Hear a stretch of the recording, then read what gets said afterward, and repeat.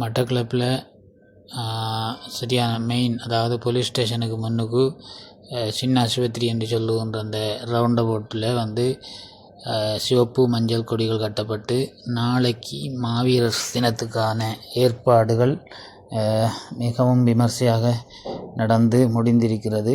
நாளைக்கு மாவீரர்களை நினைவு கூறுகின்ற நாள். அதற்காக மட்டக்களப்பு நகரில் போலீஸ் நிலையத்துக்கு முன்பாகவும் இந்த மாவீரர்களுக்கான அலங்கார வேலைப்பாடுகள் நடந்து கொண்டிருக்கின்றது.